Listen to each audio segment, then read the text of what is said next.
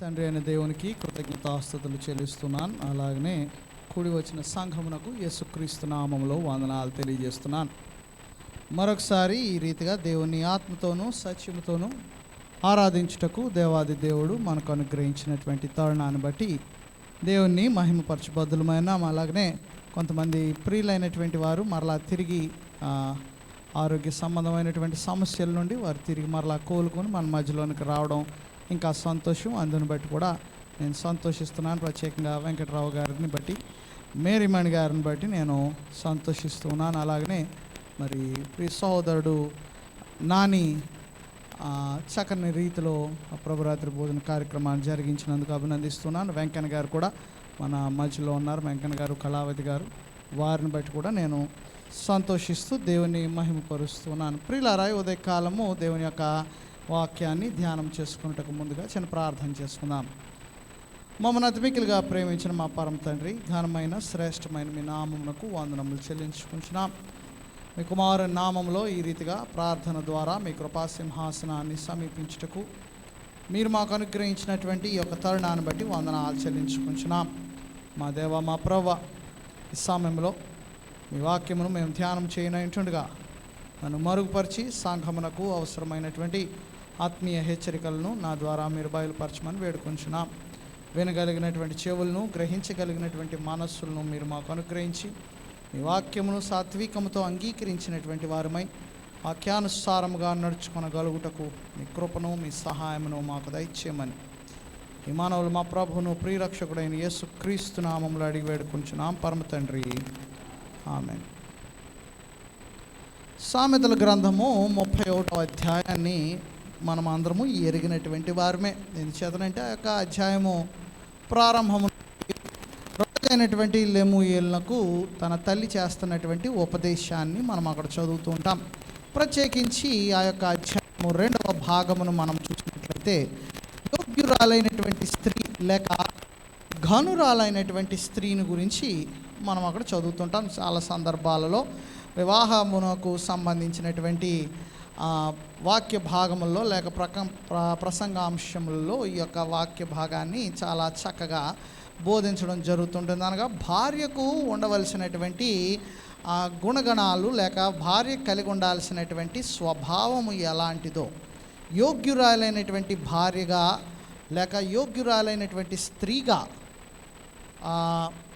ఉండాలంటే కలిగి ఉండాల్సినటువంటి గుణగణాలు ఏమిటో మనం అక్కడ చూస్తూ ఉంటాం. 31వ అధ్యాయాన్ని మనం చూస్తున్నప్పుడు తన భర్తను సంతోషపెట్టుదానిగా ఉండాలని, కష్టపడేటువంటి స్వభావము కలిగినటువంటిదై ఉండాలని, నేర్పరి అయినటువంటిదై ఉండాలని, జ్ఞానము కలిగి తన ఇంటిని చక్కబెట్టుకోవాలని, అలాగనే ఇంకను అనేకమైనటువంటి గుణ లక్షణాలు యోగ్యురాలైనటువంటి స్త్రీని గురించి అక్కడ 31వ అధ్యాయంలో రాయబడ్డాయి. ఆ యొక్క గుణ లక్షణాలు ప్రతి స్త్రీ, ప్రతి భార్య కూడా అలవర్చుకోవలసినటువంటిదై ఉన్నదనేటువంటి సంగతిని దేవుని యొక్క వాక్యం ద్వారా మనం చూస్తూ ఉంటాం. ఇది చాలా సందర్భాల్లో మనము ప్రత్యేకించి విశేషంగా మాట్లాడుకోనకపోయినప్పటికీ సందర్భాన్ని బట్టి ఆయా వాక్యాంశాలను ఈ యొక్క భాగంలో నుండి మనము తీసుకొనడం జరిగింది, లేక రెఫరెన్సెస్గా మనము చూడడం జరిగింది. అయితే యోగ్యురాలైనటువంటి స్త్రీని గురించి మనము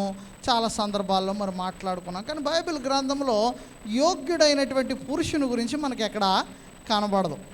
యోగ్యుడైనటువంటి పురుషుడు కలిగి ఉండాల్సినటువంటి లక్షణాలు ఏమై ఉన్నవి, అసలు యోగ్యుడైనటువంటి పురుషుడు అనగా ఎలాగుండాలి అనేటువంటి సంగతిని మనం ఎక్కడ గమనించలేం. అయితే ఉదయకాలము యోగ్యుడైనటువంటి పురుషుని గురించి, ఒక యోగ్యుడైనటువంటి పురుషుని గురించి మనం ఆలోచన చేసేటువంటి ప్రయత్నం చేద్దాం.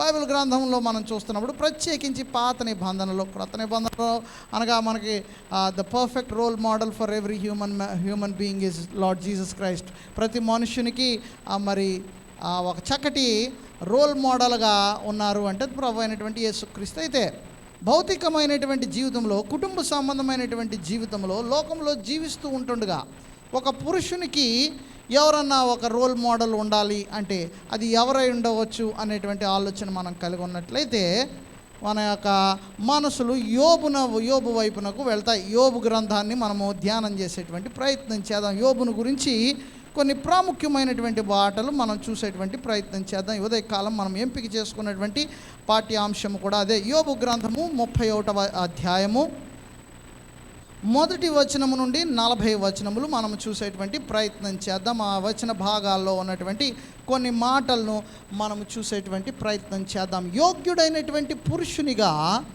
యోబు మనకి ఇక్కడ కనబడుతున్నాడు.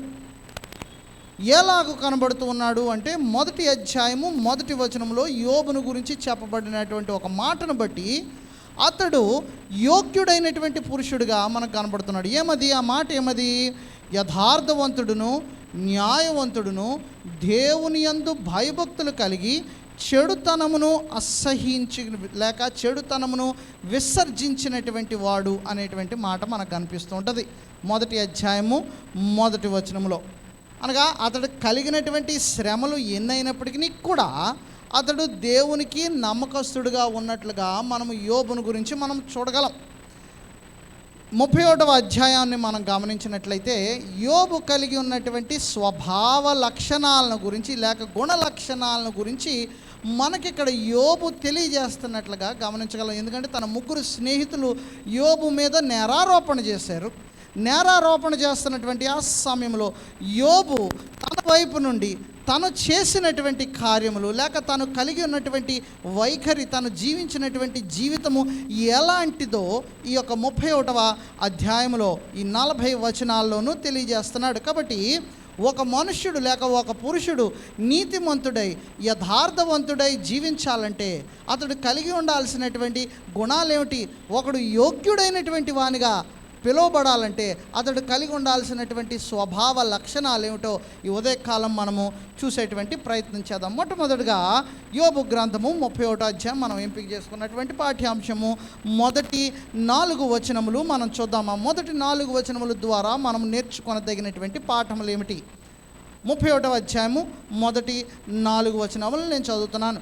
నేను నా కనులతో నిబంధన చేసుకుంటుని కన్యకను నేను ఎలాగూ చూచుదును, అలాగూ చేసిన ఎడల పరమునున్న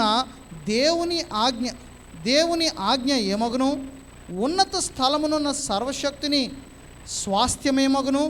దుర్మార్గులకు విపత్తు సంభవించుటే కదా, పాపము చేయువారికి దురవస్థ ప్రాప్తించుటయే కదా. ఆయన నా ప్రవర్తన నెరుగును కదా, నా అడుగుజాడలన్నిటినీ లెక్కించును కదా. 4 వచనాల యొక్క సారాంశాన్ని మనం చూసినట్లయితే అతడు నైతికముగాను స్వాభావికముగాను నిష్కల్మషమైనటువంటి స్వభావము కలిగినటువంటి వాడిగా మనం చూస్తున్నాం. నిష్కల్మషమైనటువంటి స్వభావము. అతడు స్వచ్ఛమైనటువంటి వాడు, నిందారహితమైనటువంటి స్వభావం. అనగా తన యొక్క క్యారెక్టర్ను మనం జాగ్రత్తగా చూసినట్లయితే ఎటువంటి నింద అతని మీద వేయజాలనటువంటి వానిగా యోబు జీవించినటువంటి సందర్భాన్ని మనం చూస్తున్నాం. He was a morally pure person. Morality అనేటువంటిది లేనటువంటి దినాలలో యోబు జీవించుతున్నటువంటి ఆ దినాలు ఎలాంటివంటే మొరాలిటీ అనేటువంటిది లేదు. ఎందుకంటే జాగ్రత్తగా మనం ఆలోచన చేసినట్లయితే యోబు అబ్రహాము జీవించినటువంటి దినముల్లోనే జీవించినట్లుగా మనకి కొన్ని ఆధారాలు కనబడుతూ ఉంటాయి. కాబట్టి ఈ యొక్క యోబు గ్రంథము మోషే రాసి ఉన్నాడనేటువంటి ఒక ఆలోచనతో వ్యాఖ్యానకర్తలు దీనికి గ్రంథకర్త మోషే అనేటువంటి ఒక మాటను వారు తెలియజేస్తూ ఉంటారు. అబ్రహాము జీవించినటువంటి దినాలలో యోబు కూడా జీవించి ఉన్నాడు. అప్పటికి ఇంకా ధర్మశాస్త్రం అనేటువంటిది ఇవ్వబడలేదు. మనుషులు తమకు నచ్చినట్లుగానే జీవిస్తున్నారు.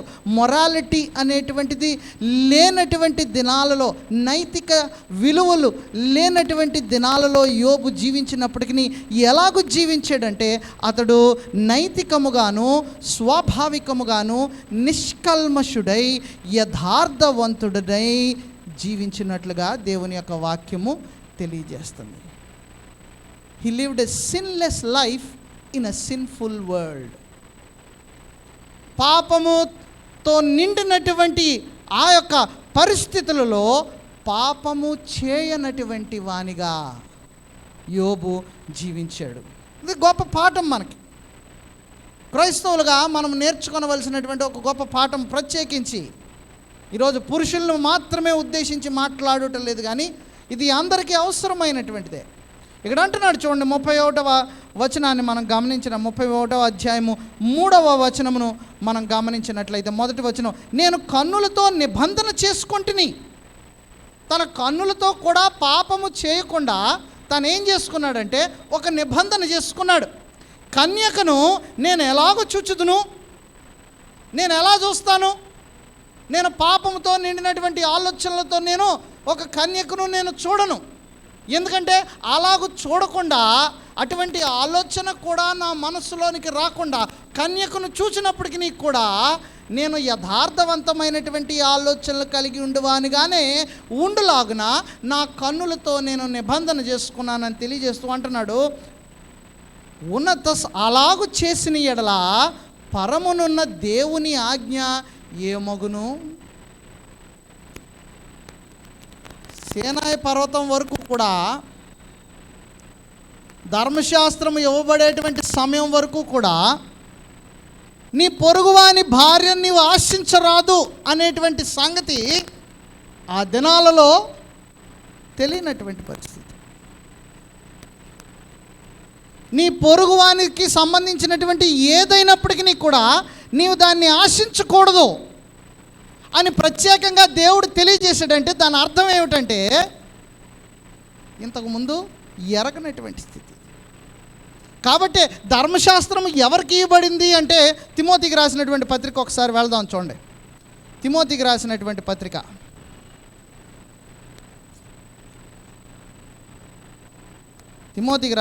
పత్రిక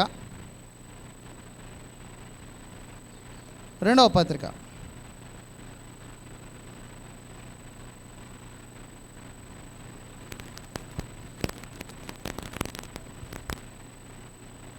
పాపులకును ఎరగనటువంటి వారికి, దేవుని ఉద్దేశ్యములు తెలియనటువంటి వారికి ధర్మశాస్త్రము ఇవ్వబడింది అనేటువంటి సంగతిని ఇక్కడ అపోస్తలుడైనటువంటి పౌలు తిమోతికి రాసినటువంటి పత్రికలో తెలియజేస్తున్నాడు. కనబడడం లేదు, సరే రైట్. ఇక్కడ ఉన్న చూడండి, మొదటి అధ్యాయము 8వ వచనం. తిమోతికి రాసిన మొదటి పత్రిక 1వ అధ్యాయము 8వ వచనం. ఆయనను శ్రీమంతుడగు దేవుడు నాకు అప్పగించిన ఆయన మహిమగల సువార్త ప్రకారము ధర్మశాస్త్రము ధర్మ విరోధులకును, అవిధేయులకును, భక్తిహీనులకును, పాపిష్టులకును, అపవిత్రులకును, మతదోషకులకును, పితృహంతకులకును, మాతృహంతకులకును, నరహంతకులకును, వ్యభిచారులకును, పురుష సంయోగులకును, మనుష్య చోరులకును, అబద్ధికులకును, అప్రమాణికులకును, హితబోధకు విరోధి అయిన వాడు మరి ఎవడైనను ఉండిన ఎడల అట్టివానికి నియమింపబడింది. కాబట్టి ధర్మశాస్త్రము ఎవరికి ఇవ్వబడింది అనేటువంటిది ఇక్కడ చాలా స్పష్టంగా మనం చూస్తున్నాం. ధర్మశాస్త్రం ఎప్పుడు ఇవ్వబడింది అంటే, మోషే ద్వారా ఇశ్రాయేలు జనాంగము ఐగుప్తులో నుండి బయటికి నడిపించబడిన తర్వాత సీనాయి కొండ వద్దకు వచ్చేటప్పటికి రాతి పలకల మీద 10 ఆజ్ఞలు దేవుడు మోషేకి ఇచ్చాడు. అటు తర్వాత దేవుడు అనేక సందర్భాలలో ఇశ్రాయేలు జనాంగానికి కట్టడలను, నిబద్ధతలను, నిబంధనలను మోషే ద్వారా దేవుడు తెలియజేస్తాడు. అయితే దానికి ముందు ఇటువంటి కట్టడలు ఏమీ మనుషులకి లేవు. ఇటువంటి కట్టడలు లేనటువంటి సమయంలో యోబు ఎలా ఉన్నాడంటే నైతికముగా నిష్కల్మషమైనటువంటి స్వభావము కలిగినటువంటి వాడుగా ఉన్నాడు, యథార్థవంతుడుగా ఉన్నాడు. ఒక గొప్ప పాఠం మనకు నేర్పిస్తున్నాడు. క్రైస్తవులైనటువంటి వారుగా మనకు ఫిలిప్పీలకు రాసినటువంటి పత్రిక 4వ అధ్యాయం 8వ వచనంలో, ఏవి మెట్టుకు సహోదరులారా, ఏ మెప్పైనను యోగ్యత అయినను మీలో ఉండిన ఎడల, ఏవి మాన్యమైనవో, ఏవి సత్యమైనవో, ఏవి రమ్యమైనవో, ఏవి ఖ్యాతి గలవో, ఏవి న్యాయమైనవో వాటి యందు మీ యొక్క మనస్సును పెట్టమంటున్నాడు కదా. మాన్యమైనటువంటి వాటి యందు మీ యొక్క మనస్సును పెట్టండి. యథార్థవంతులుగా మీరు లోకంలో జీవించడానికి మీరు ప్రయాసపడాలి. యోబు ఎలాంటి పరిస్థితుల్లో జీవించాడంటే మనం మొదట్లో చెప్పుకున్నాం. He lived a sinless life in a sinful world, పాపముతో నిండి ఉన్నటువంటి లోకములో పాపము చేయనటువంటి వానిగా యోబు జీవించాడు. తన యొక్క మాటను బట్టి కానీ, తన యొక్క తలంపును బట్టి కానీ, తన ప్రవర్తనను బట్టి కానీ యోబు ఎక్కడా కూడా పాపం చేయలేదు. యథార్థవంతమైనటువంటి జీవితము జీవించాడు. అలా జీవించాడంటే దానికి కారణం ఏమై ఉండవచ్చు? అట్టి జీవితం జీవించడానికి అవసరమైనటువంటిది ఏమిటి? యాకోబు పత్రిక దగ్గరికి వెళదాం మనం. 3వ అధ్యాయం,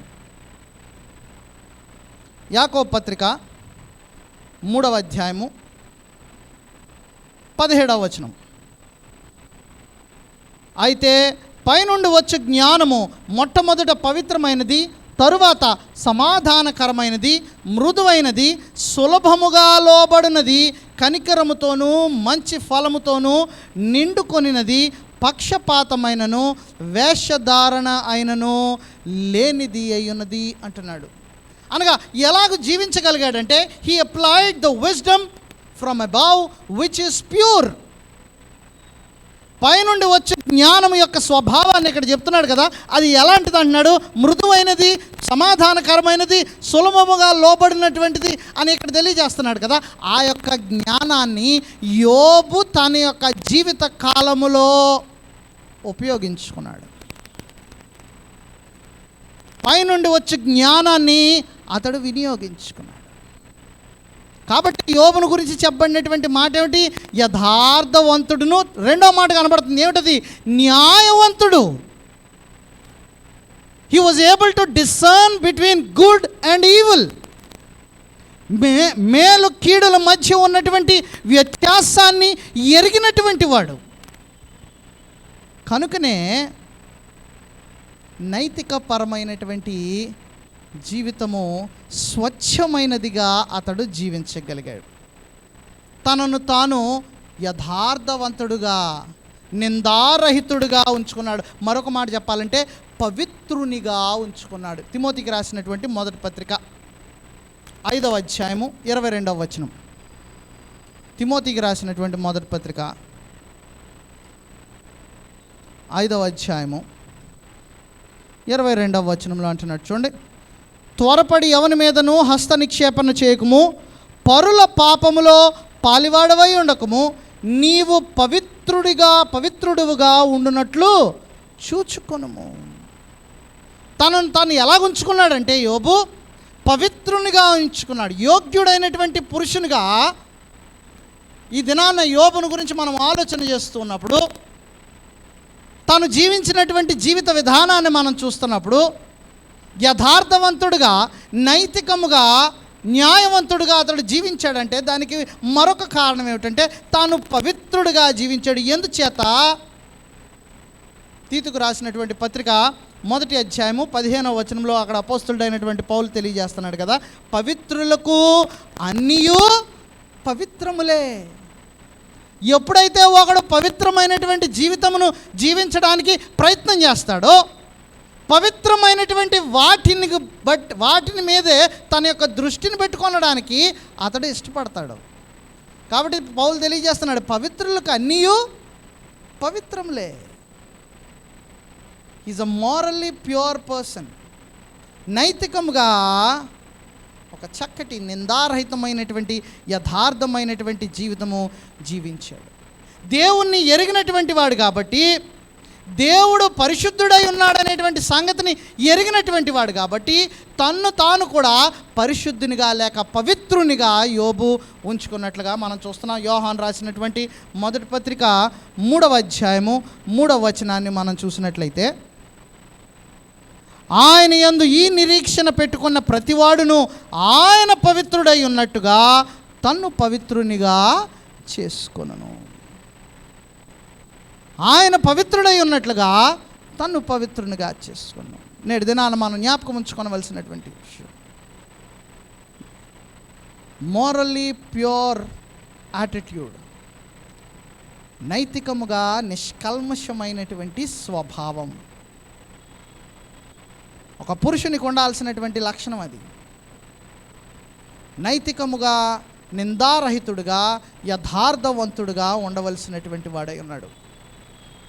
దీనికి ఒక చక్కటి ఉదాహరణ మనకి యోబు కనిపిస్తూ ఉంటాడు. రెండవ భాగం చూద్దాం. యోబులో ఉన్నటువంటి మరొక లక్షణాన్ని చూద్దాం. 5వ వచనం, 31వ అధ్యాయము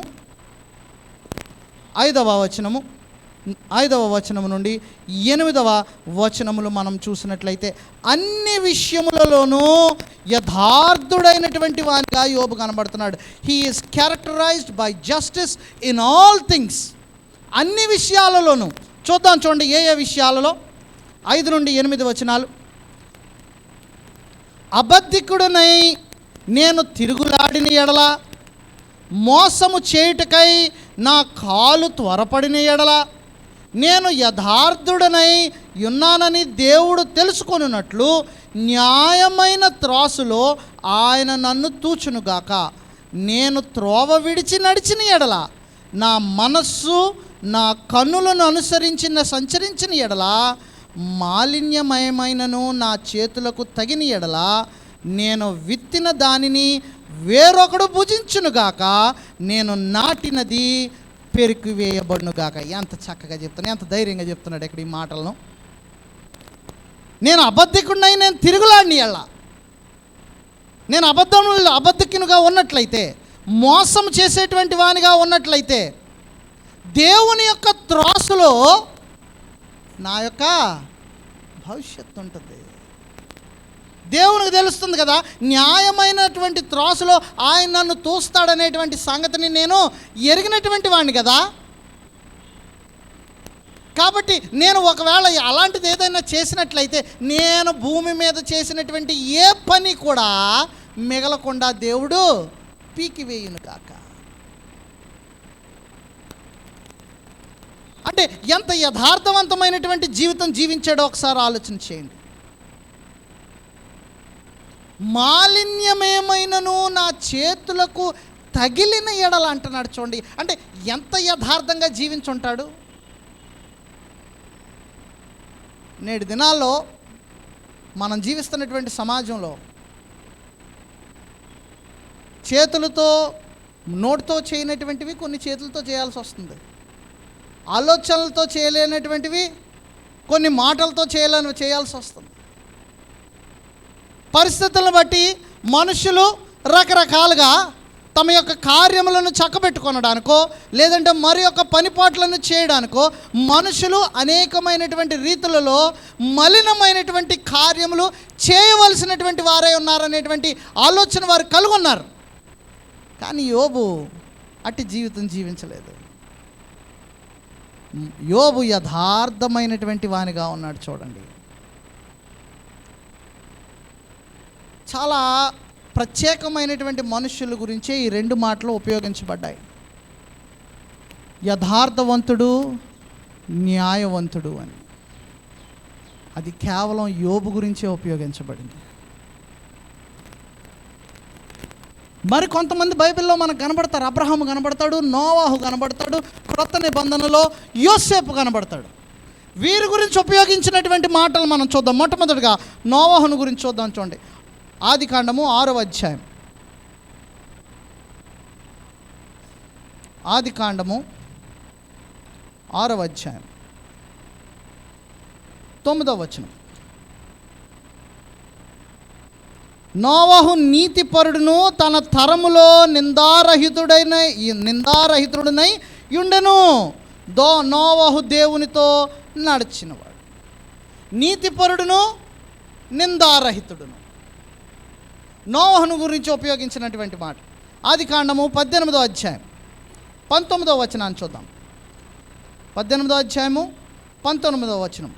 ఎట్లనగా యెహోవా అబ్రహామును గూర్చి చెప్పినది అతనికి కలుగు చేయనట్లు తన తరువాత తన పిల్లలను తన ఇంటి వారును నీతి న్యాయములు జరిగించుచు యెహోవా మార్గమును గైకొనుటకు అతడు వారికి ఆజ్ఞాపించినట్లు నేను అతనిని ఎరిగి ఉన్నానెను అంటున్నాడు. అంటే నీతి న్యాయములు ఎవరు జరిగించారని అక్కడ చెప్తున్నాడు? అబ్రహాము జరిగించాడు. అబ్రహాము నీతి న్యాయములు జరిగించినట్లుగా తన పిల్లలు కూడా జరిగించాలని తన పిల్లలకు నేర్పించాడు. అబ్రహాము యొక్క స్వభావం మనకి ఇక్కడ కనబడుతుంది. మూడవదిగా క్రొత్త నిబంధన దగ్గరికి మనం వెళ్ళిపోదాం. 1వ అధ్యాయము మత్తయి సువార్త 19వ వచనం.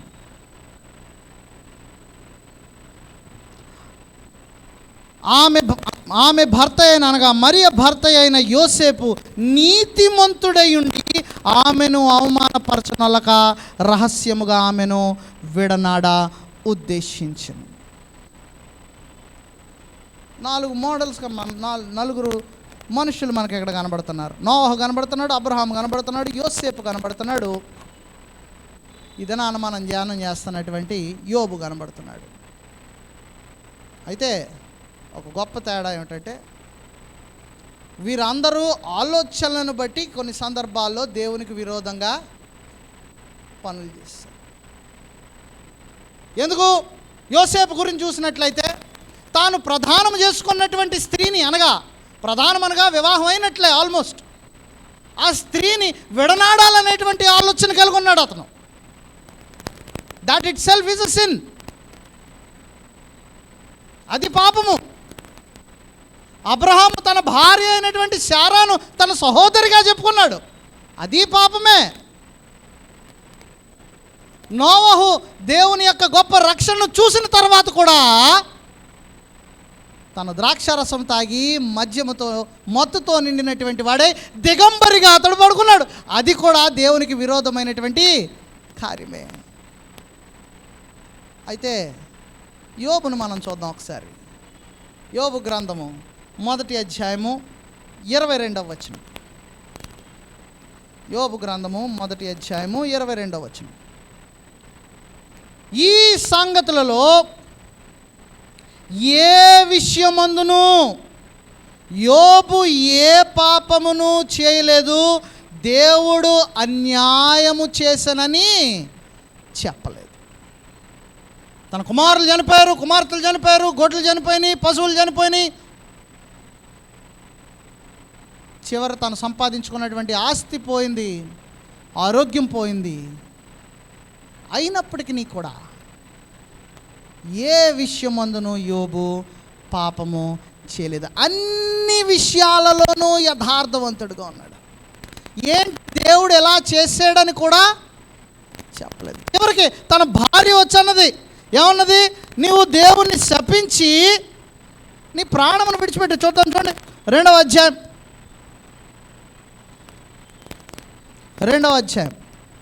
10వ వచనం, 9-10 వచనాలు. అతని భార్య వచ్చి, నీవు ఇంకనూ యథార్థతను వదలకయుందువా? దేవుని దూషించి మరణము కమ్మనెను. అందుకు అతడు, మూర్ఖురాలు మాట్లాడినట్లు నీవు మాట్లాడుచున్నావు. మనము దేవుని వలన మేలును అనుభవించుదుమా, కీడును మనము అనుభవింప తగదా?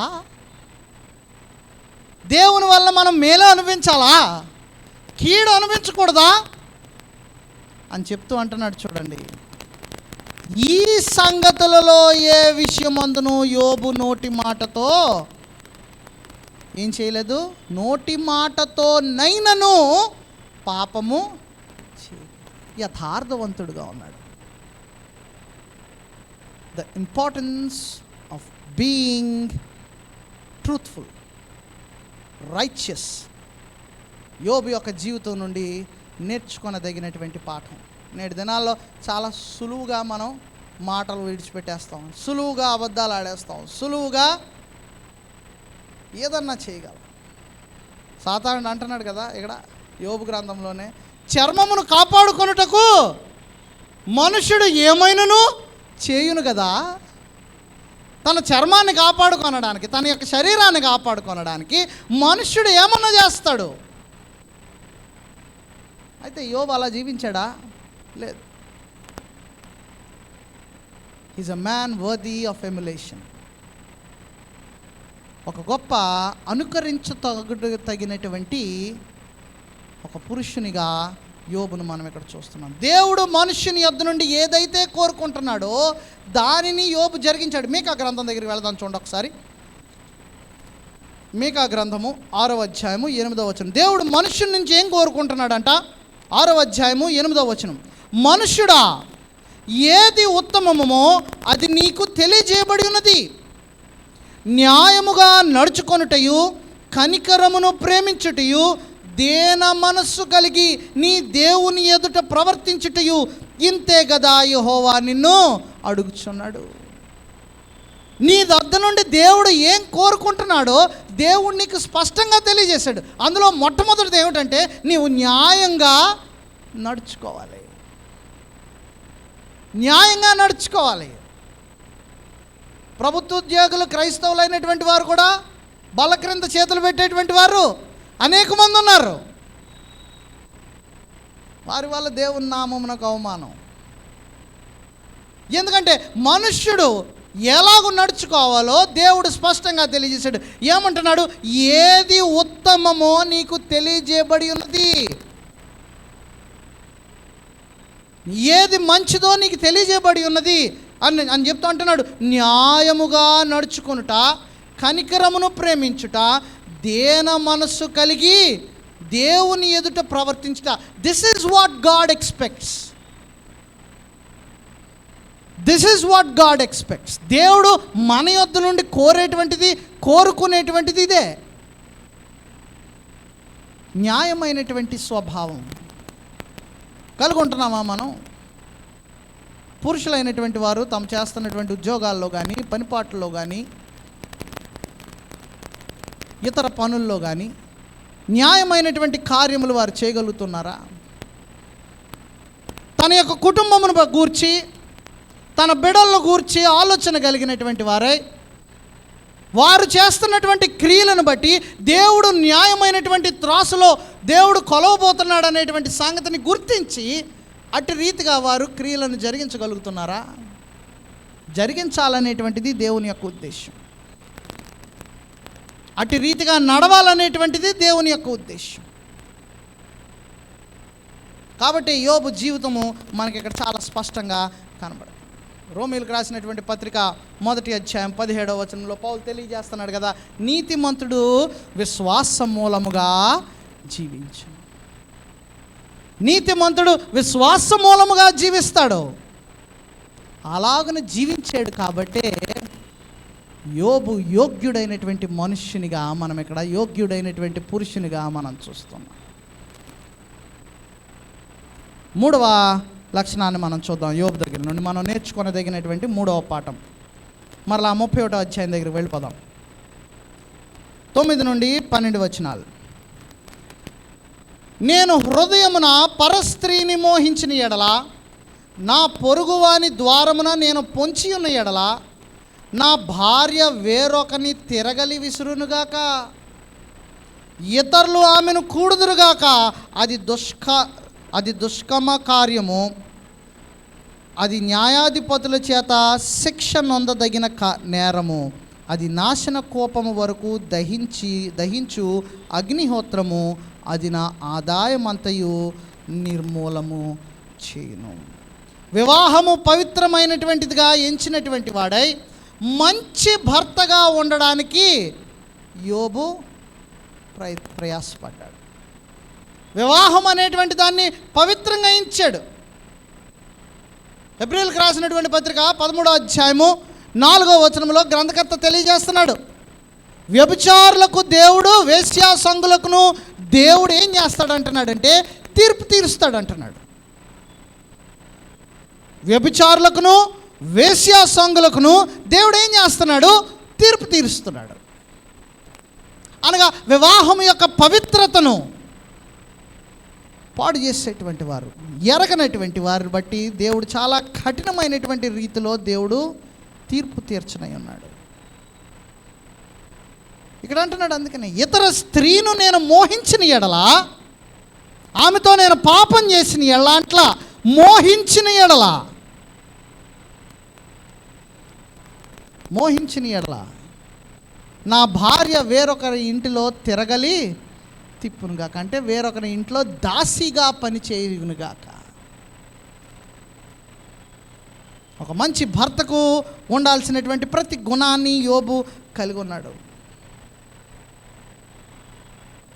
జారత్వము, వ్యభిచారమునకు ఉన్నటువంటి ఆ యొక్క భయంకరమైనటువంటి శిక్షణ గురించి యోబు ఇక్కడ తెలియజేస్తున్నాడు. కాబట్టి యోబు ఇక్కడ ఏం చేస్తున్నాడంటే వివాహం యొక్క పవిత్రతను ఎరిగినటువంటి వాడై, ఆ పవిత్రమైనటువంటి వివాహములో భర్తగా తాను పోషించినటువంటి పాత్ర ఏమై ఉన్నదో అది పోషించాడు. భార్య చివరికి అతన్ని శపించినప్పటికీ, అతన్ని అసహించుకున్నప్పటికీ తన భార్యను ప్రేమించాడు. కానీ ఆ విషయంలో కూడా భార్యను తిట్టలేదు. సాధారణంగా ఒక నానుడు అనేక మంది చెప్తూ ఉంటారు, 2 సార్లు చెప్పు చూడు, మూడోసారి వినకపోతే ఓడి తగిలించు, మాట వెంటదా. కానీ యోబు అలా చేయలేదు. ఎఫెసీయులకు రాసినటువంటి పత్రిక 5వ అధ్యాయంలో భర్తలకు ఇవ్వబడినటువంటి ఆ యొక్క ఆజ్ఞలను అనుసరించి అతడు నడిచినటువంటి వానిగా మనకు కనబడుతున్నాడు యోబు. ఏమిటవి? పురుషులారా, మీ సొంత శరీరమును ప్రేమించినట్లుగా మీ భార్యలను మీరు ప్రేమించండి. క్రీస్తు సంఘమునకు శిరస్సు అయి ఉన్నలాగున పురుషుడు తన భార్యకు శిరస్సు అయి ఉన్నాడు అంటున్నాడు. అంతేగాని భార్య భర్తకు శిరస్సు కాదు, భర్తయే భార్యకు శిరస్సు. తర్వాత అంటున్నాడు చూడండి, 25వ వచనాన్ని చూద్దాం చూడండి. పురుషులారా, మీరును మీ భార్యలను ప్రేమించుడి. మీరు వాళ్ళని ప్రేమించండి. 28 నుండి 29 వచనాలు. సొంత శరీరమును ప్రేమించినట్లుగా భార్యలను ప్రేమించాలి. తన భార్యను ప్రేమించువాడు తన్ను ప్రేమించుకొనిచున్నాడు. 33వ వచనం దగ్గరికి వచ్చేటప్పటికి అంటున్నాడు, మెట్టుకు మీలో ప్రతి పురుషుడును తనను వలె తన భార్యను ప్రేమింపవలను. భార్య అయితే తన భర్త యందు భయము కలిగి ఉండునట్లు చూచుకొనవలను. భార్యను ప్రేమించాలి. భార్యను ప్రేమించగలిగేటువంటి స్వభావాన్ని ఇతడు అలవర్చుకున్నాడు. ఎందుచేత ఇది మనకు ఒక గొప్ప ఆజ్ఞ. పేతురు తన పత్రికలో చెప్తున్నాడు కదా, జీవమను కృపావరములో మీ భార్యలు మీతో కూడా పాలివారై ఉన్నారని ఎరిగి, బలహీనమైనటువంటి ఘటమని నీ భార్యను ఏం చేయమంటున్నాడు? ఆమెను సన్మానించి జ్ఞానము చొప్పున మీరు కాపురం చేయండి, మీ ప్రార్థనలకు ఆటంకము కలగకుండానట్లు. భార్యను ప్రేమించాల్సినటువంటి విధానం చెప్తున్నాడు. యోబు అలాగ ప్రేమించాడు. తన భార్య తనని మరణము పొందమని చెప్పించినప్పటికీ కూడా ఒక చక్కటి భర్తగానే యోబు తన భార్యను మరలా తిరిగి చేర్చుకున్నాడు. దేవుడు సమస్తాన్ని మరలా తిరిగి అనుగ్రహించినప్పుడు యోబు మళ్ళీ పెళ్లి చేసుకున్నాడని ఉన్నదండి ఎక్కడన్నానే? లేదు. యోబు మళ్ళీ పెళ్లి చేసుకోలేదు. తన భార్యను మరలా తిరిగి చేర్చుకున్నాడు. The true nature of a husband.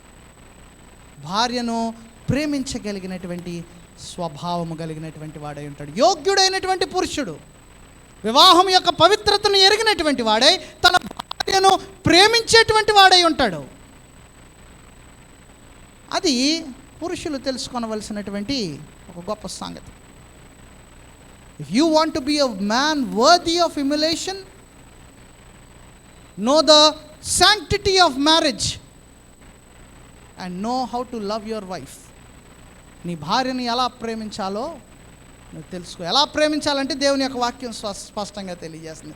నీ శరీరమును ప్రేమించినట్లుగా ప్రేమించు, సొంత శరీరమును ప్రేమించినట్లుగా. యోబు యొక్క జీవితంలో నుండి నేర్చుకొనదగినటువంటి మరొక పాఠం అది. 4వదిగా మరొక పాఠం చూద్దాం. యోబు జీవితంలో నుండి నేర్చుకొనదగినటువంటి మరొక పాఠం 13 నుండి 23 వచనాలు, పెద్ద వచన భాగమే. వాటి యొక్క సారాంశాన్ని మనం జాగ్రత్తగా ఆలోచించినట్లయితే, తను ఇతరులను ట్రీట్ చేసినటువంటి విధానం, ఇతరులతో అతడు కలిగి ఉన్నటువంటి వైఖరి ఎలా ఉన్నదో ఇక్కడ యోబుని గురించి మనం చూస్తున్నాం. ఏమంటున్నాడు? 13 నుండి 23 వచనాల్లో, నా పనివాడైనను పనికత్తె అయినను నాతో వ్యాజ్యమాడగా నేను వారి వ్యాజ్యమును నిర్లక్ష్యము చేసిన ఎడల దేవుడు లేచినప్పుడు నేనేమి చేదును? ఆయన విచారణ చేయనప్పుడు నేను ఆయనతో ఏమి ప్రత్యుత్తరం ఇచ్చుదును? నా పనివారు నా దగ్గరికి ఏదైనా ఒక సమస్యను తీసుకొని వచ్చినట్లయితే, ఆ సమస్యను నేను నిర్లక్ష్యం చేసినట్లయితే, వాళ్ళకు ఉన్నటువంటి బాధను నా దగ్గర తీసుకొచ్చినట్లయితే, ఆ బాధను నేను తీర్చకపోయినట్లయితే దేవుని ఎదుట నేను ఏం సమాధానం చెప్తాను?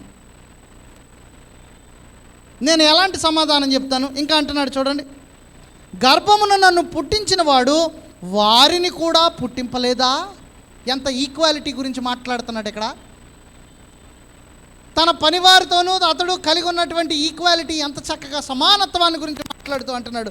గర్భములో మమ్మను రూపించిన వాడు ఒక్కడే కదా అని తెలియజేస్తూ, బేదలు ఇచ్చేయించిన దానిని నేను బిగబట్టిన ఎడలను, విధవరాండ్ర కన్నులను క్షీణింపజేసిన ఎడలను, తల్లిదండ్రులు లేని వారిని నా అన్నములో కొంచెమైనను తీయక నేను ఒంటరిగా భోజనము చేసిన ఎడలను. ఎంత చక్కని మాటలు. ఎవడైనను వస్త్రహీనుడై చచ్చుట నేను చూడగను, బేదలకు వస్త్రము లేకపోవుట నేను చూడగను. వారి దేహములు నన్ను దీవింపకపోయిన ఎడలను, వారు నా గొర్రెల బొచ్చు చేత వేడిమి పొందకపోయినను ఎడలను, గుమ్మములలో నాకు సహాయము దొరుకునని తండ్రి లేని వారిని నేను అన్యాయము చేసిన ఎడలను, నా భుజశల్యము దాని గూటి నుండి పడునుగాక, నా బాహువు ఎముకలలోనికి విరుగునుగాక. నేను ఎలాగూ చేయలేదు. నా బాల్యము మొదలుకొని దిక్కులేనివాడు తండ్రి భావముతో నన్ను భావించి నా యొద్ద పెరిగెను. నా తల్లి గర్భమందు పుట్టిన నాటి నుండి దిక్కులేని వానికి నేను మార్గదర్శినైతిని. దేవుని మహత్యము ఎదుట నేను నిలువజాలననియు, ఆయన నన్ను నిర్మూలము చేయననియు భీతి పుట్టెను అంటున్నాడు. ఎంత చక్కటి లక్షణాలు కలిగి ఉన్నాడు. What great characteristics. కరుణా హృదయము కలిగినటువంటి వాడై ఉన్నాడు. He's a very kind man. కరుణా హృదయము. ఎక్కడా కూడా నేను అన్యాయము పలానా వాళ్ళకి ఆలోచనలో కూడా నేను చేయకుండా ఉండేలాగానే నేను జీవించాను. అది పేదవారు కానివ్వండి, నా దగ్గర పనివారు కానివ్వండి, విధవరాలు కానివ్వండి, తండ్రి లేని వారు కానివ్వండి, ఎవరైనప్పటికీ కూడా నేను అందరినీ సమానముగా నేను ప్రేమించి. ఎలా వచ్చింది ఈ యొక్క ఆలోచన? ఎక్కడైతే ప్రేమ ఉంటుందో అక్కడ కనికరం ఉంటుంది. పౌలు తెలియజేస్తున్నాడు కదా, కొరింథీయులకు రాసినటువంటి మొదటి పత్రిక 13వ అధ్యాయం 4వ వచనంలో, ప్రేమ దయ చూపించును అంటున్నాడు. ఏమంటున్నాడు? ప్రేమ దయ చూపిస్తుంది. Love is kind. కాబట్టి ప్రేమ కలిగి ఉన్నట్లయితే ఎదుటి వాని పట్ల దయ కలిగినటువంటి స్వభావం ఉంటుంది. హృదయంలో ప్రేమ లేనట్లయితే ఎదుటి వానికి పెట్టడానికి చేతులు రావు. ఒకరిని ఇంటికి పిలిచి భోజనం పెట్టడానికి చేతులు, మనస్సు రాదు. ఒకరికి ఏదన్నా ఇవ్వడానికి చేతులు, మనస్సు రాదు. అవసరతల్లో ఉన్నటువంటి వారిని ఆదుకొనడానికి మనస్సు రాదు. ఎప్పుడు ప్రేమ లేకపోతే. ఎందుకంటే ప్రేమే ఇవన్నీ కలుగు చేస్తుంది అంటున్నాడు. కాబట్టే పౌలు తెలియజేస్తున్నాడు, ప్రేమ దయ చూపించును. యోబు మిక్కిలి ప్రేమ కలిగినటువంటి వాడు కాబట్టి,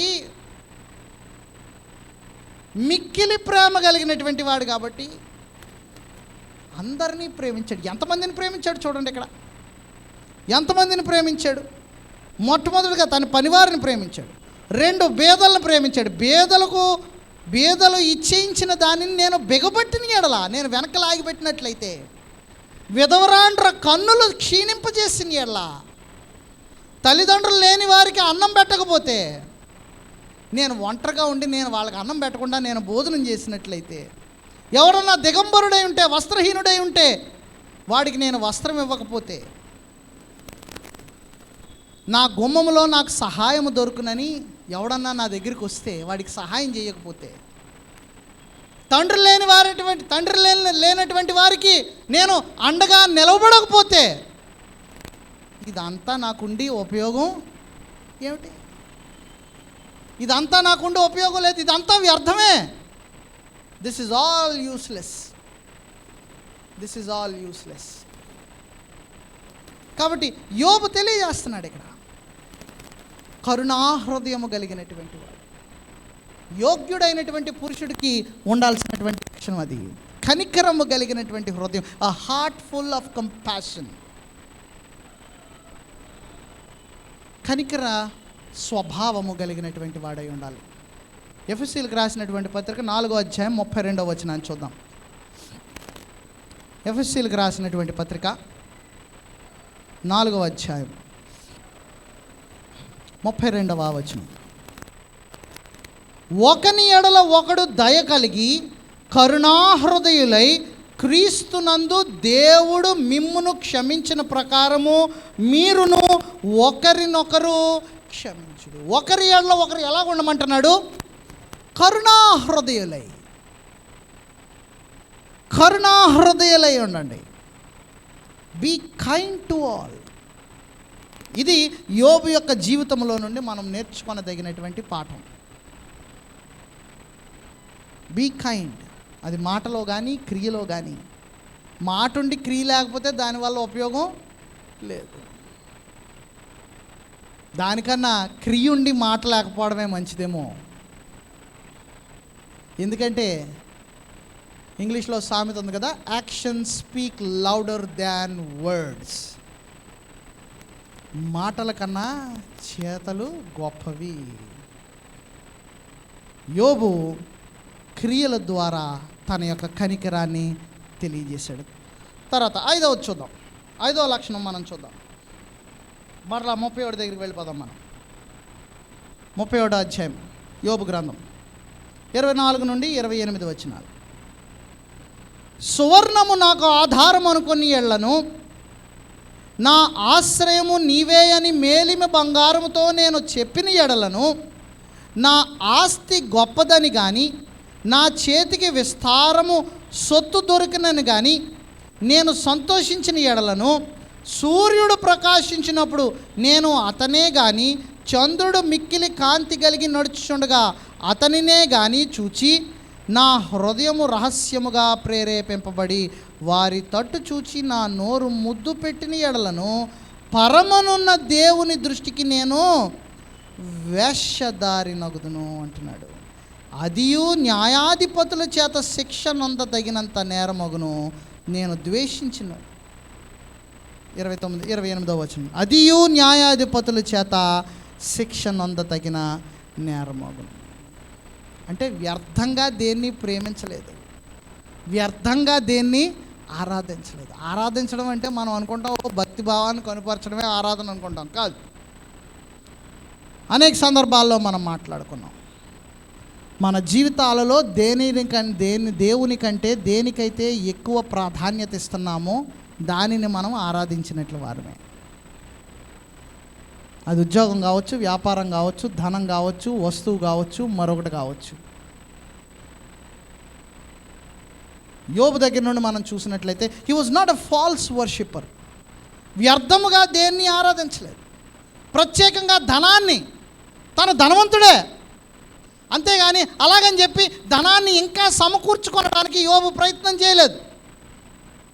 ధనాపేక్ష కలిగి జీవించలేదు. ధనాపేక్ష ఉన్నట్లయితే ఎవరికి ఏమీ పెట్టడు, తనకే ఉండాలని కోరుకుంటాడు. ధనాపేక్ష కలిగినటువంటి వాళ్ళలో ఎక్కడన్నా దాతృత్వం ఉంటుందండి? ఉండదు. ధనాపేక్షకి దాతృత్వానికి అసలు ఎక్కడా పోలికి సరిపోదు. యోబు యొక్క జీవితాన్ని మనం ఇక్కడ చూస్తున్నప్పుడు యోబు ధనాపేక్ష లేనటువంటి జీవితాన్ని జీవించాడు కాబట్టే అంతటి దాతృత్వము కలిగినటువంటి స్వభావం కలిగి ఉన్నాడు. తను ధన సంపాదనను ఎక్కువగా దృష్టి పెట్టలేదు. తిమోతికి రాసినటువంటి మొదటి పత్రిక 3వ అధ్యాయం 3వ వచనంలో ఒక గొప్ప పాఠము పౌలు మనకు తెలియజేస్తున్నాడు. తిమోతికి రాసినటువంటి మొదటి పత్రిక 3వ అధ్యాయము 3వ వచనంలో పౌలు తెలియజేస్తున్నటువంటి మాటలు చూడండి. అధ్యక్షుని గురించి మాట్లాడుతూ, పెద్దల గురించి మాట్లాడుతూ, వారికి ఉండాల్సినటువంటి అర్హతలను మాట్లాడుతూ, అధ్యక్షుడగువాడు నిందారహితుడును, ఏకపత్ని పురుషుడును, మితానుభవుడును, స్వస్థబుద్ధి గలవాడును, మర్యాదస్తుడును, అతిథి ప్రియుడును, బోధింపతగిన వాడునై ఉండి మద్యపానీయు కొట్టువాడు కాక సాత్వికుడును, జగడమాడును. తర్వాత ఏం లేనటువంటి వాడై ఉండాలంటున్నాడు, ధనాపేక్ష లేనివాడు.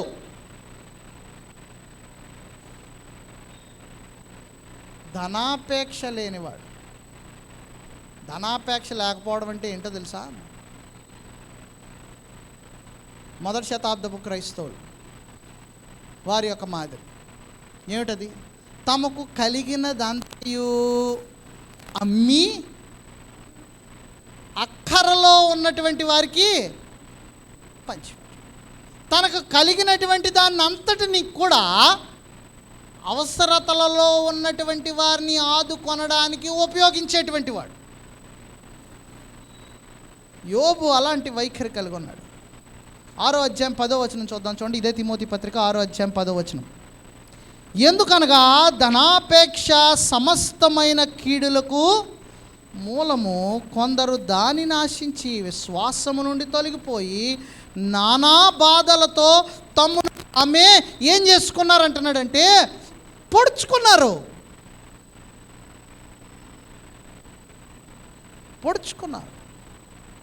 The love of money is the root cause of all evil. ధనాపేక్ష సమస్తమైన కీడులకు మూలం. యోబు ఈ సంగతిని ఎరిగినటువంటి వాడు కాబట్టి ధనాన్ని ప్రేమించలేదు. He was not a worshipper of money. Neither was he a worshipper of the position that he was. తాను ఉన్నటువంటి స్థితిని బట్టి తాను గర్వించలేదు. ఏంటి యోబు ఎవరంట? ఊజు దేశం అంతటిలోనూ అతడు అంత ధనవంతుడు ఎవడు లేడు. అంటే ఇప్పుడు ప్రస్తుతాన్ని మనం మాట్లాడుకోవాలంటే ఒక అంబానీ లాంటివాడు అనమాట. ఒక అంబానీ లాంటివాడు. అంతటి స్థితిలో ఉన్నటువంటి వాడు ఎవరినన్నా అడిగితే అంబానీ గారు ఏం తప్పులు చేయకుండానే అంత స్థితికి వెళ్ళాడా అంటే అదే డిబేటబుల్ టాపిక్ అది. అయితే యోబు గురించి చెప్పబడినటువంటి మాట మనం చూస్తే అంతటి స్థితికి వెళ్ళినప్పటికీ కూడా అతడు యథార్థవంతుడును నీతిమంతుడునై ఉన్నాడంటే ఎలాంటి జీవితం జీవించుంటాడు? ధనాన్ని ప్రేమించేటువంటి వాడైతే అలాంటి స్థితికి చేరుకోగలడా? లేదు. కాబట్టి యోబు యోగ్యుడైనటువంటి పురుషునిగా మనం చూస్తూ ఉన్నప్పుడు యోగ్యుడైనటువంటి పురుషునికి ఉండాల్సినటువంటి ఒక గొప్ప లక్షణం ఏమిటంటే ధన సంపాదన మీదే తన యొక్క దృష్టి ఎప్పుడూ ఉండకూడదు. It is not about money, but we live in a world that is all about money. తన ధన సంపాదన కొరకు కుటుంబాన్ని విడిచిపెట్టి, ధన సంపాదన కొరకు బిడ్డలను విడిచిపెట్టి, ధన సంపాదన కొరకు కుటుంబ సంబంధాలను పాడు చేసుకొని, ధన సంపాదన కొరకు స్నేహ సంబంధాలను పాడు చేసుకొని, ధనం కొరకు అనేకమైనటువంటి ఆటుపోట్లు పడి అది సంపాదించుకొని అనుభవించకుండానే వెళ్ళిపోయినటువంటి వాళ్ళు అనేక మంది ఉన్నారు. సామెత ఉంది కదా, రాజుల సొమ్ము ఏమైందండి? రాళ్ళపాలు అయిపోయిందండి. అంటే వాళ్ళు అనుభవించలా, somebody else did it and it got wasted. యోబు అలా లేదు. తన దగ్గర ఉన్నటువంటి ధనాన్ని ఏం చేశాడంటే అవసరతలలో ఉన్నటువంటి వారికి పంచిపెట్టేవాడు. He was a generous man but not a worshipper of money. 6వ లక్షణం చూద్దాం, చూడండి. యోబులో ఉన్నటువంటి మరొక గుణగణం 29 నుండి 30 వచనాలు. యోబు గ్రంథము 31వ అధ్యాయం 29 నుండి 30 వచనాలు. నన్ను ద్వేషించిన వానికి కలిగిన నాశనమును బట్టి నేను సంతోషించిన ఎడలను, అతనికి కీడు కలుగుట చూచి నేను ఉల్లసించిన ఎడలను నేను అలాగూ చేయలేదు. అతని ప్రాణమును నేను శపించలేదు. పాపము చేయుటకు నా నోటికి నేను చోటియనే లేదు. ఏమన్నా కీడు చేసినటువంటి వానికి బాధ కలిగితే నేను బాగా జరిగిందని సంకలు కొట్టుకోలేదు. నాకెవడన్నా కీడు చేసి నాతో విరోధం పెట్టుకుంటే వాడిని చూసి వీడికి సరదా బాగా తీరిందని నేనైతే మాత్రం అనుకోలేదు. అతని కీడు కలుగుడు చూచి నేను ఉల్లసించిన ఎడలా నేను అలాగూ చేయలేదు. అలాగని చెప్పి నాకు కీడు చేశాడు కాబట్టి వాడికి ఖచ్చితంగా ఏదో ఒక రోజు కీడుకు ప్రతి కీడు జరుగుతుందని కూడా నేను శపించలేదు. పాపము చేయడానికి, ఆ పాపం చేయడానికి కూడా నా నోటికి నేను చోటు ఇవ్వలేదు. ఎంత గొప్ప స్వభావం, ఎంత గొప్ప స్వభావం అనగా ఎంత ప్రేమ కలిగినటువంటి వాడు. He's loving. ఆ ప్రేమ ఎలాంటిదంటే కొరింథీయులకు రాసిన మొదటి పత్రిక 13వ అధ్యాయంలో ఉన్నటువంటి ప్రేమ అంతా కూడా ఇక్కడ యోబులో కనబడుతుంది మనకి. ప్రేమ దీర్ఘకాలం సహించును, ప్రేమ దయ చూపించును, ప్రేమ మత్సరపడదు, ప్రేమ రంభముగా ప్రవర్తించదు, అమర్యాదగా నడవదు, స్వప్రయోజనమును విచారించుకొనదు, త్వరగా కోప్పడదు, దుర్నీతి విషయమై సంతోషించక సత్యమందు సంతోషిస్తుంది, అన్నిటినీ తాళుతుంది, అన్నిటినీ నమ్ముతుంది, అన్నిటినీ ఓర్చుతుంది, అన్నిటినీ నిరీక్షిస్తుంది. ప్రవచనములైనా నిరర్ధకలైపోతాయి కానీ, భాషలైనా నిలిచిపోతాయి కానీ, ప్రేమ మాత్రం ఎప్పటికీ ఉంటుందనేటువంటి సంగతిని ఎరిగినటువంటి వాడై శత్రువుని సైతము కూడా, శత్రువు యొక్క ఇబ్బందిని బట్టి, శ్రమను బట్టి కూడా అతడు సంతోషించలేదు, తన నోటితో పాపము చేయలేదు. The qualities of a true man. వాడుకలో మనం చెప్తాం కదా, నువ్వు మగాడు అయితే ఎలాగ ఉండాలిరా అని. మగోడుకు ఉండాల్సినటువంటి లక్షణాలు ఈరా ఏంటి? బాధ్యత కలిగి ఉండాలి, కష్టపడాలి, డబ్బులు సంపాదించాలి, కుటుంబాన్ని చూడాలి, ఇల్లు కట్టాలి, పిల్లలకు పెళ్ళిళ్ళు చేయాలి, రిటైర్మెంట్ అయిపోయిన తర్వాత చక్కగా దర్జాగా బ్రతకాలి. These are the qualities that the society defines or derives for a person to lead to be a man. అంతే కదా?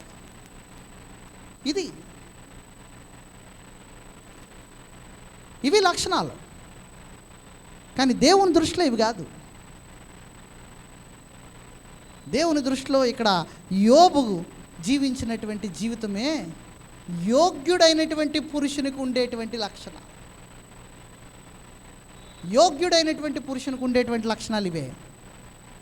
ప్రేమ కలిగినటువంటి వాడు, శత్రువులు సైతం అతడు ప్రేమించాడంట. అలాంటి ప్రేమ యోబు కనుపరిచాడు. రైట్, 7వదిగా త్వరగా వెళ్ళిపోదాం, టైం అయిపోయింది. 31 నుండి 32 వచనాలు. అతడు పెట్టిన భోజనము తిని తృప్తి పొందని వానిని చూపింపగలవారెవరని నా గుడారమందు నివసించువారు పలుకని ఎడలను పరదేశిని వీధిలో నుండనీయక నా ఇంటి వీధి తలుపులు తెరచితిని కదా. ఎంత అద్భుతమైనటువంటి మాట. He's a hospitable man. ఆతిథ్యమును ప్రేమించినటువంటి వాడు. ఆతిథ్యం ఏమిటంట? మాట ఏమిటంట? పెట్టిన భోజనము తిని తృప్తి పొందని వాడిని ఎవడన్నా నువ్వు చూపించగలవా? అలా పెట్టాను నేను. అరకొరగా పెట్టలేదు, మిగిలిపోయినవి పెట్టలేదు. 2 రోజుల క్రితం అయిపోయి మిగిలిపోయి వాటిని వేడి చేసి మరలా నేను తిరిగి పెట్టినటువంటి వాడిని కాదు. నేను ఎలాంటి వాడిని అంటే, ఇక్కడ అంటున్నాడు చూడండి, భోజనము తిని తృప్తి పొందని వానిని ఎవరని నా గుడారమందు నివసించువారు పలుకని ఎడలను. వచ్చినటువంటి ప్రతివాడు కూడా తిని తృప్తి చెందాడు. తర్వాత పరదేశిని వీధిలో ఉండనీయక, పరదేశిని వీధిలో ఉండనీయక. హాస్పిటబుల్. పాత నిబంధన గ్రంథంలో మనం చూస్తున్నప్పుడు, అది అబ్రహాం కానివ్వండి, లోతు కానివ్వండి, దేవదూతలు వచ్చినప్పుడు వాళ్ళు ఏం చేశారంటే బతిమాలుకున్నారు, వచ్చి మా ఇంట్లో ఉండండి. ఆ దినాల్లో ఆ ప్రాంతంలో వారు అత్యంత ధనవంతులు. అయితే దే ప్రాక్టిస్డ్ ట్రూ హాస్పిటాలిటీ. అది ఎలాంటిదంటే, ఆతిథ్యం ఎలాంటిదంటే, తమ ఇంటికి రావాలని బతిమాలుకున్నారు. నేడు దినాల్లో ఎవడన్నా ఇంటికి వస్తాడంటే భయపడిపోతున్నారు జనాలు, ఏం పట్టుకుని వస్తాడో అని. పోనీ ఈ కరోనా రాకముందు ఎవరన్నా ఆతిథ్యం చేశారా అంటే అది లేదు. ఎవరిల్లు ఎక్కడుందో ఇంకొకరికి తెలియదు. 90% మన స్థానిక సంఘంలోనే. ఎవరు ఎక్కడ ఉంటున్నారో తెలీదు. వాళ్ళ ఇంటికి వెళ్ళాలంటే ఫోన్ చేసి మీరు ఎక్కడ ఉన్నారు, ఎందుకు వారెప్పుడు ఆతిథ్యాన్ని వారెప్పుడు ఇవ్వలేదు ఇంకొకరికి. మా ఇంటికి రండి, మా ఇంటికి రండి, మా ఇంట్లో పలానా కార్యక్రమం జరుగుతుంది, లేదంటే మనందరం కలిసి ఏదోటి మనకు కలిగినటువంటి దాంట్లో మనం ఏదోటి తిని మనం సంతోషించి ప్రార్థన చేసుకుందాం. మా ఇంటికి రండి, ఆతిథ్యం. యోబు యొక్క జీవితంలో నేర్చుకోగలిగినటువంటి ఒక గొప్ప మాట. పేతురు రాసినటువంటి మొదటి పత్రిక 4వ అధ్యాయము 9వ వచనాన్ని ఒకసారి చూద్దాం. మొదటి పత్రిక 4వ అధ్యాయము 9వ వచనం. సణుగు కొనకుండా ఒకరికొకడు ఆతిథ్యము చేయండి. ఏమంటున్నాడు? ఈరోజు జ్ఞానసుధీర్ గారు ఆరాధనలో వాక్యం చెప్పాడు కాబట్టి ఏదో ఎవరినన్నా రమ్మనకపోతే రేపన్న రోజున మమ్మల్ని అడుగుతాడని అనుకుని ఇంటికి వెళ్ళడం కాదు. సణుగు కొనకుండా, అస్తమాటు మా ఇల్లే కనబడింది, అస్తమాటు మా ఇంటికి వస్తున్నాడు, అస్తమాటు నేనే పిల్లాలా, సణుగు కొనకుండా ఒకరికొకడు ఆతిథ్యించి. పురుషులు తెలుసుకోవలసినటువంటి సంగతి, పురుషులు తెలుసుకోవలసినటువంటి సంగతి. You need to be hospitable. ఆతిథ్యం ఇచ్చేవారుగా ఉండాలి. పురుషుడు ఆతిథ్యం ఇచ్చేటువంటి స్వభావము కలిగినటువంటి వాడే ఉంటే భార్య భర్త నుండి నేర్చుకుంటుంది.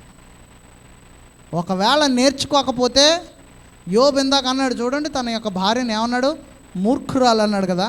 ఆమె అలాంటి స్వభావం కలిగినటువంటిదే. సామెతల గ్రంథం 31వ అధ్యాయంలో చెప్పబడినటువంటి ఏ క్వాలిఫికేషన్కి కూడా ఆమె ఫిట్ అవుతావు. హాస్పిటాలిటీ, ఆతిథ్యం.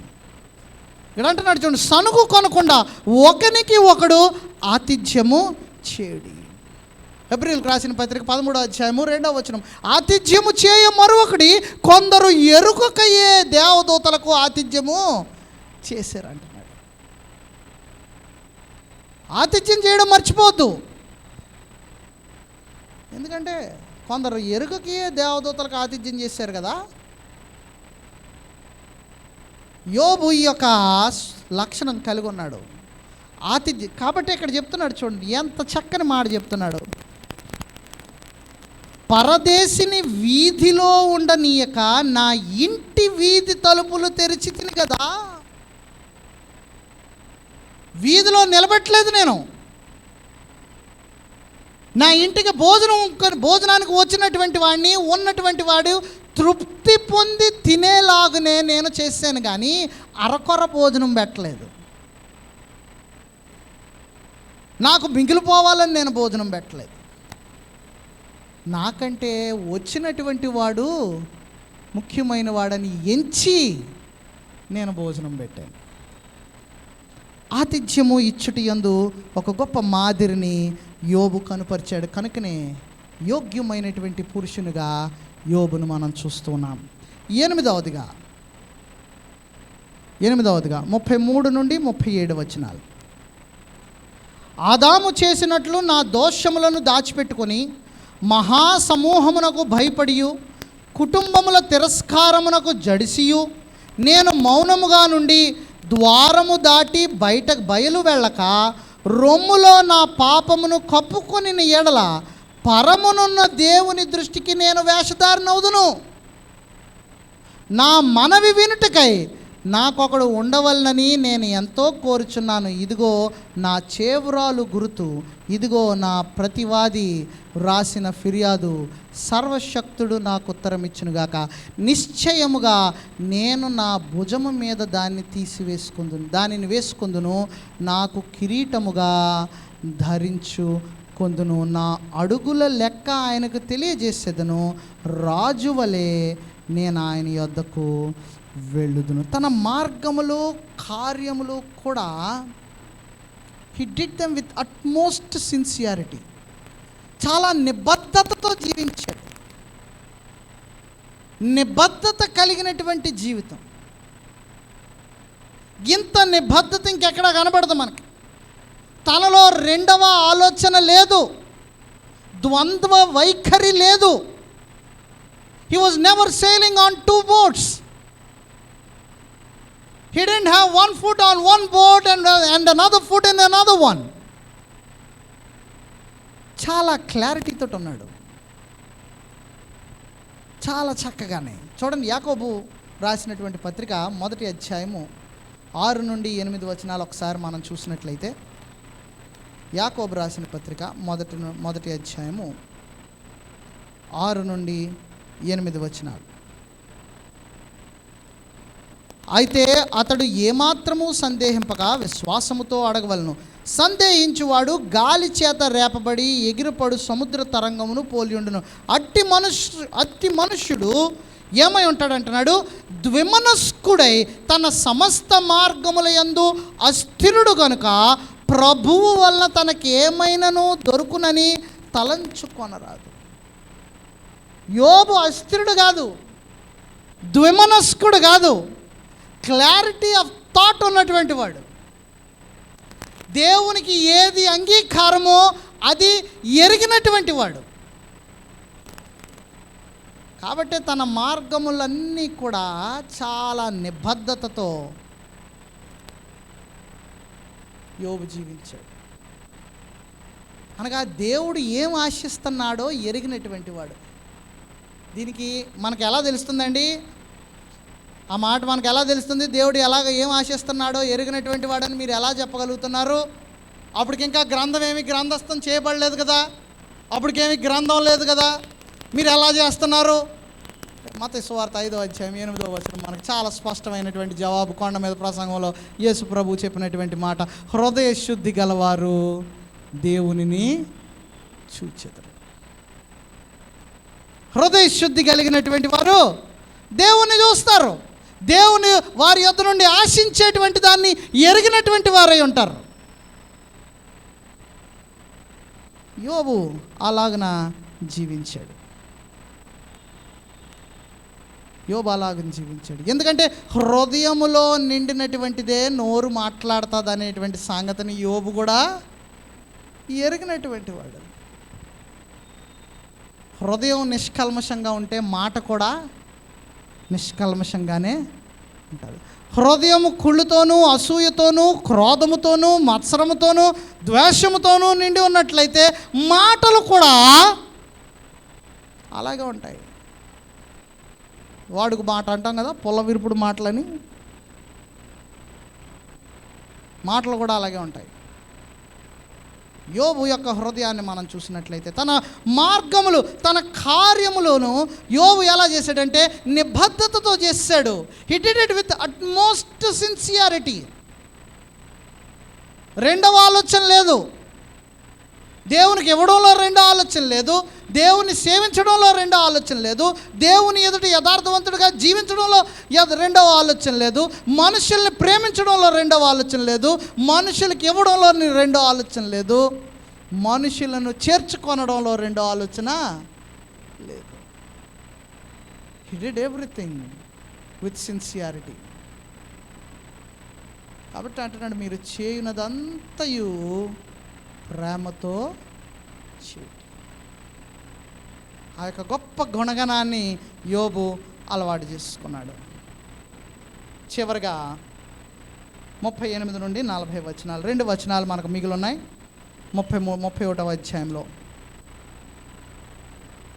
చివరి లక్షణాన్ని మనం చూద్దాం. నా భూమి నా మీద మొర్రపెట్టిన ఎడలను, దాని చాళ్ళు ఏకమై ఏడ్చిన ఎడల, క్రయధనము ఇయ్యక దానిని అనుభవించిన ఎడలను, దాని యజమానులకు ప్రాణహాని కలుగు చేసిన ఎడలను, గోధుమలకు ప్రతిగా ముళ్ళును, యవలకు ప్రతిగా కలుపును మొలుచునుగాక. యోబు వాక్యములు ఎంతటితో సమాప్తములు ఆయన. యోబు తనకు కలిగినటువంటి ఆశీర్వాదములు ఎళ్ళ బాధ్యత కలిగినటువంటి వాడై నమ్మకమైన గృహ నిర్వాహకునిగా ఉన్నాడు. దేవుడు తనకిచ్చినటువంటి ఆశీర్వాదాలను వ్యర్థపరచుకోలేదు. వృధా చేసుకోలేదు.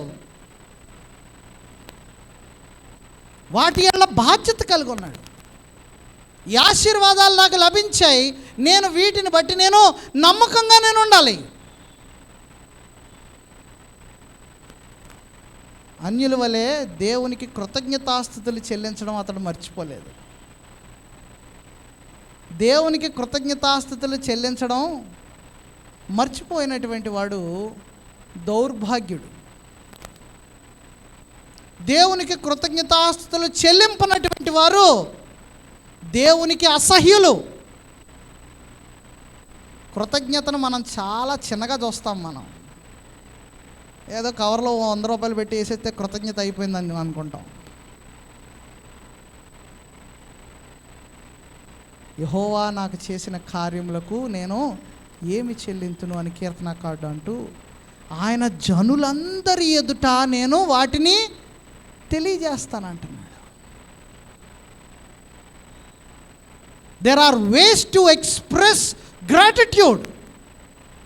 There are ways to express thankfulness. కృతజ్ఞతను తెలియజేయడానికి మార్గాలు ఉన్నాయి. యోబు తనకు కలిగినటువంటి ఆశీర్వాదముల పట్ల బాధ్యత కలిగి ఉన్నాడు. ఏమిటా బాధ్యత అంటే, 1 వాటిని జాగ్రత్తగా కాపాడుకుంటున్నాడు. వాటి ఎడల 2 నమ్మకమైనటువంటి గృహ నిర్వాహకునిగా వాటిని వినియోగించుకుంటున్నాడు. 3 వాటిని గూర్చి ఇతరులకు యోబు తెలియజేస్తున్నాడు. యోబు యొక్క స్వభావం. ఎందుకంటే తనకు కలిగినటువంటి ప్రతిదానికి ఘనత ఎవరికి ఇచ్చాడంటే దేవునికే ఇచ్చాడు. 2వ అధ్యాయంలో చూసాం కదా, మనం దేవుని యొద్ద నుండి మేలునే అనుభవించాలా, కీడుని అనుభవించకూడదు. తనకు కలిగిందంతా కూడా, కలిగిన దాని అంతటికి ఘనత ఎవరికి ఇచ్చాడంటే దేవునికి ఇచ్చాడు. మనం ఘనత ఎవరికి ఇస్తున్నాం? నా కష్టార్జితం, నేను కష్టపడి దాచుకొని రూపాయి పోగేసుకొని నేను సంపాదించుకున్నది. యోగ్యుడైనటువంటి పురుషునికి కలిగి ఉండాల్సినటువంటి గుణం ఇది. You need to be mindful of your blessings. You need to be thankful for your blessings. You need to know to use how to use your blessings. నీ యొక్క ఆశీర్వాదాలను ఎలాగ దేవుని కొరకు ఉపయోగించాలో ఎరిగినటువంటి వాడివై ఉండాలి. And you need to be faithful for your blessings. దేవుడు నీకు ఇచ్చినటువంటి ఆ యొక్క ఆశీర్వాదములు ఎలా నమ్మకస్తుడివై నువ్వు జీవించాలి. వాటిని సరిగా వినియోగించుకోవాలి, వ్యర్థం చేసుకోకూడదు. యోబు సరిగా వాటిని వినియోగించాడు. ఎందుకంటే శ్రేష్టమైనటువంటిది ప్రతిదీ కూడా అది ఎక్కడి నుండి వస్తుందని తెలుసుకున్నాడు. పరసంబంధమైనదై జ్యోతిర్మయుడగు తండ్రి వద్ద నుండి వస్తుంది. ఈ సంగతిని ఎరిగినటువంటి వాడు. కాబట్టి నేటి దినాన మనము యోబును గురించి మనం చదువుతూ అతడు యోగ్యుడైనటువంటి పురుషునిగా మనం చెప్పుకుంటున్నాం. యోగ్యురాలైనటువంటి స్త్రీని మనం అనేక సందర్భాల్లో ఇక్కడ చూస్తున్నప్పటికీ యోగ్యుడైనటువంటి పురుషుడిగా యోబును ఇక్కడ చూస్తూ ఉన్నాం. కాబట్టి ప్రియ సహోదరులారా, ప్రత్యేకంగా సహోదరులారా, యోబు యొక్క జీవితంలో నుండి అనేకమైనటువంటి గొప్ప పాఠములు మనం నేర్చుకోవచ్చు. కేవలం ఈ 31వ అధ్యాయం మాత్రమే కాదు, అనేకమైనటువంటి పాఠములు. కేవలం యోబు మాత్రమే కాదు, అనేక మంది దైవజనులు దేవుని యెడల యథార్థవంతులుగా జీవించినటువంటి వారు బైబిల్ గ్రంథంలో మనకు కనబడుతున్నారు. వారి జీవితమును బట్టి మనల్ని మనము సరిచేసుకొనడానికి దేవుడు మనకు ఈ యొక్క సమయాన్ని ఇస్తున్నాడు. ఈ సమయాన్ని మనము వినియోగించుకొని దేవుని దృష్టిలో అంగీకారముగా జీవించాలి. కేవలము వినువారు మాత్రముగా కాదు. మీరు వినువారు మాత్రమై ఉన్నట్లయితే మిమ్మల్ని మీరు మోసపుచ్చుకుంటారు. ఎందుకంటే మీరు వినువారు మాత్రమై ఉండి ఇక్కడ నుండి మెట్లు దిగి బయటికి వెళ్ళిపోయిన తర్వాత విన్నటువంటి దాన్ని ఆచరణలో పెట్టకపోయినట్లయితే మనకంటే దౌర్భాగ్యులు దుర్మార్గులు ఎవరు ఉండరు. దాన్ని ఆచరణలో పెట్టాలి. You need to put it in practice. అనేకమైనటువంటి అంశాలు బోధింపబడుతున్నప్పుడు అవి మన యొక్క ఆత్మీయ జీవితమును, వ్యక్తిగత జీవితమును సరిచేసుకొనుటకే అను సంగతిని ఎరిగి సరి చేసుకొనడానికి మనం ప్రయత్నం చేయాలి. అంతేగాని ఇక్కడ నుండి వెళ్ళిపోయిన తర్వాత విన్నటువంటి దాని గురించి ఆలోచన కూడా చేయకుండా యథావిధిగా మన మునుపటి స్వభావము కలిగినటువంటి వారమై ఉన్నట్లయితే ఉపయోగం లేదు. దేవుని వాక్యంలో ప్రాచీన స్వభావము, నవీన స్వభావం అని 2 స్వభావాలను గురించి మాట్లాడుతున్నాడు. రక్షింపబడక మునుపు ప్రాచీన స్వభావము కలిగినటువంటి వాడై ఉంటాడు. అనగా తన యొక్క పాపముల యందు, తన యొక్క బుద్ధిహీనతల యందు, అవివేకమందు అతడు ఉన్నటువంటి వాడై రక్షించబడిన తర్వాత నవీన స్వభావాన్ని, నూతన స్వభావాన్ని ధరించుకుంటాడు. కనుక ప్రాచీన పురుషుడు ఇంకా లేడు, నూతన పురుషుడే ఉన్నాడనేటువంటి సంగతిని స్పష్టంగా కొలసి పత్రికలో, ఎఫెసీ పత్రికలో, గలతీ పత్రికలో స్పష్టంగా మనం చూస్తున్నాం. అయితే దౌర్భాగ్యం ఏమిటంటే నవీన స్వభావాన్ని ధరించుకొని ప్రాచీన పురుషునిగానే జీవిస్తున్నాం. జాగ్రత్త. దేవుడు తన న్యాయమైనటువంటి త్రాసులో అందరి క్రియలను ఆయన తోస్తాడనేటువంటి సంగతి యోబు ఎరిగినటువంటి వాడు కాబట్టే దేవుని ఎడల శ్రద్ధాశక్తులతో యోబు జీవించాడు. అట్టి రీతిగా జీవించడానికి మనమందరము ప్రయాసపడాలని ప్రభు పేరట మిమ్మల్ని అందరినీ హెచ్చరిస్తూ, నన్ను నేను హెచ్చరించుకుంటూ ఈ మాటలు ముగిస్తున్నాను. దేవుడు మిమ్మల్ని దీవించును కాక. ప్రార్థన చేసుకున్నాం. దయగల మా తండ్రి, కరుణగల మా ప్రభా, మరొకసారి ఈ యొక్క ఉదయకాలంలో మీ వాక్యమును ధ్యానం చేసేటువంటి తరుణాన్ని మీరు మాకు దయచేసినందుకు వందనాలు. మా తండ్రి, యోగ్యుడైనటువంటి పురుషుడు కలిగి ఉండాల్సినటువంటి స్వభావాన్ని మేము ఎరిగినటువంటి వారమే. అటు రీతిగా నడుచుకొనగలుగుటకు మీ కృపా సహాయములు మీరు మాకు దయచేయమని, మీకు అంగీకార యోగ్యము కానటువంటి ఆలోచనలు, తలంపులు, స్వభావములు, గుణగణాలు మాలో ఉన్నట్లయితే వాటిని తీసివేసి మీ దృష్టికి ఇష్టలుగా మేము జీవించగలుగుటకు మీ కృపను దయచేయమని ఈ మానవులు మా ప్రభువును ప్రియరక్షకుడైన యేసుక్రీస్తు నామములో అడిగి వేడుకొంచున్నాం పరమ తండ్రి. ఆమేన్.